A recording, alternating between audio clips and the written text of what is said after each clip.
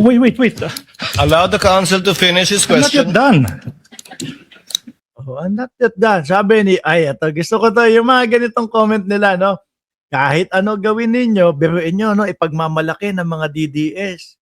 No? Kulang kasi kayo sa, ano, sa boto. Lamang kaming mga DDS, no? Kukulangin kayo. Ibig sabihin, kahit guilty na sa paningin ninyo ang vice-presidente, eh, masaya pa din kayo kasi may 16 na hindi aabot ng 16 yung boto para ma-impeach siya. Oh. Tapos sasabihin ninyo para sa Pilipinas kayo. Nakikita na ninyo at halatang-halata na ninyo guilty na ang vice-presidente pero huwag kang mag-alala. No? Kasi hindi naman naaabot ng 16 yung boto nila. Eh wala. Diba? Wala. Hindi kayo makapilipino nun. Ipinagyayabang nyo na kukulangin yung boto para ma-convict ang vice-presidente kahit na nakikita na ninyo guilty. Wala. Pangit. 16 votes? Sigurado kayo 16 votes kung si Chis Escudero at si Joel Villanueva bumaliktad sa tingin ninyo?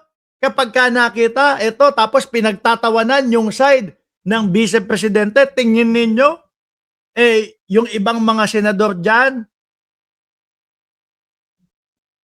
i-acquit pa din ang vice-presidente? Tingin ninyo, hindi pa din? Uubra? Di ba? Kaya nga, ito kinatatakot nila eh. Yung makita ng mamamayang Pilipino, na wala silang idedepensa, no? At patuloy lang yung prosecution sa paglalahad ng mga ebidensya. At walang makita na depensa sa kampo ninyo. Ang kinatatakot nila, mahihiya yung ibang mga senador na i-acquit ang vice-presidente dahil, ayan, guilty na ang labas ho, mga kababayan. Diba? Tingin mo, hindi babaliktad yung 2 bilyar kung sakali. Eh baka sabihin ni Bongo, oh, nakita ko po guilty talaga ang vice-presidente. Baka po pwedeng wag nyo na lang ako ipadala sa ano? sa ICC. Dito na lang po ako sa Pilipinas. Gagawin ko po ang tama. Masakit yun para sa mga DDS kung babaliktaran kayo ni Bongo. Ano? Di ba? O, tuloy. Relax.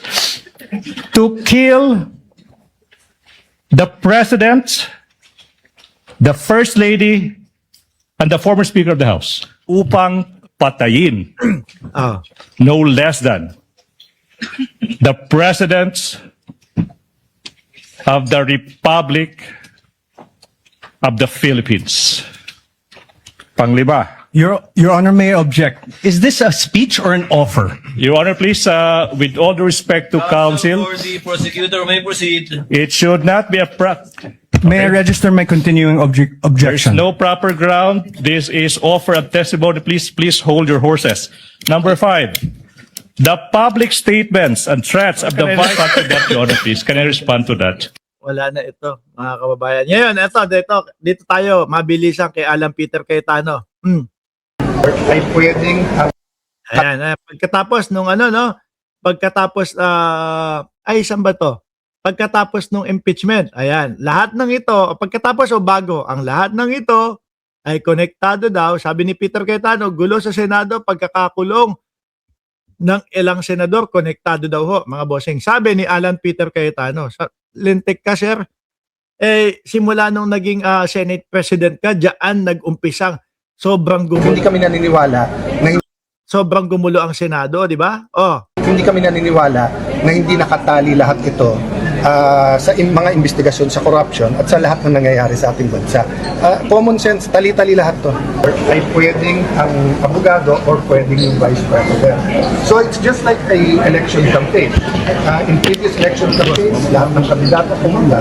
Nung last election campaign, sabi ni President Marcos, mas mabuting sabi ni Sir Ruel, oh, LG, sinabi lang naman ni Cheese na 16 para hindi na pagtalunan. Magkaalama sa verdict kung masunod pa yung 16 na yan sa tiba. Correct po, no? Yung ang akala ng mga DDS, ganun kakapal yung muka ng mga senador na sumusuporta sa mga Duterte. Kahit pa paano, may hiya naman niya sa mamamayang Pilipino. Di ba? Na yung ine-expect ninyo na hindi babaliktad, dahil nga nailantad yung buong ebidensya, wala na. Mga boss, wala na. Iiyakan na lang kayo, mga DDS. Oh, tuloy. Hindi siya pupunta. So may strategy yung bawat yan. So kami ang titignan namin, hindi yung strategy.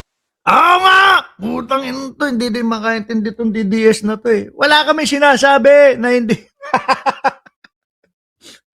Wala kami sinasabi na hindi susundin yung 16 votes. Ang putik, ang hirap pala talagang magpaintindi sa DDS. Ano? Susundin nga yan, 16 votes na yan. Ang sinasabi namin dito, kapag ka nailatag na yung mga ebidensya at ito, sumasambulat na sa mamamayang Pilipino, yung senador na inaasahan ninyo na inaasahan yung mag-acquit kay Sara Duterte, mahihiya na yung mga yan. Diba? Yung 60 na yan, tingin ko masusunod din yan na guilty ang Vice Presidente, lalo na kung puro ganito lang ang sinasabi ng mga abogado ninyo. Yung ebidensya. So it's really up to both sides. I mean, the complainants, they can be there, pwedeng wala. Basta nandun yung panel of prosecution. It should not be taken against the Vice President. I won't comment on that kasi nga dapat nga neutral kami. Ang point ko lang, Wala na, yan na lang. Iiyak na yan. Diyos ko po, ilang taon na. Yan na lang ang sasabihin ng mga DDS. Iiyak na yan. Iiyak na yan. No, nakita nyo, etong mga comment ninyo, pinampapahaba ko na lang para yung 915,000 na kikitain ng YouTube na to, sa buwan na to, para umabot ng 1 million eksakto. Di ba? Diyos ko po. Kayo mag-iiyakan. Sabi nyo nga, iiyak ako kasi hindi makukulong si Duterte pero ano nangyari? Kayo nag-iiyakan. Ang ginawa nyo pang mga DDS, ganun yung cellphone nila, nung inaresto, ginanon, naku, ano na po nangyari sa Pilipinas? Inaresto na si Tatay Digong. Okay na to, post ko na to. Hinginan itong mga hampi-dampi na itong mga DDS na ito. it's not illegal matter, it's a matter of strategy. Okay, and then ngayon po nakakulong na si Senator Dante Marcoleta na sa mga sa ngayon po tayo ba si Senator Marcoleta? Definitely, bibisitahin namin ang una. Lagpasan na natin to si Petra, mga kababayan. Dito na tayo sa Vice Presidente.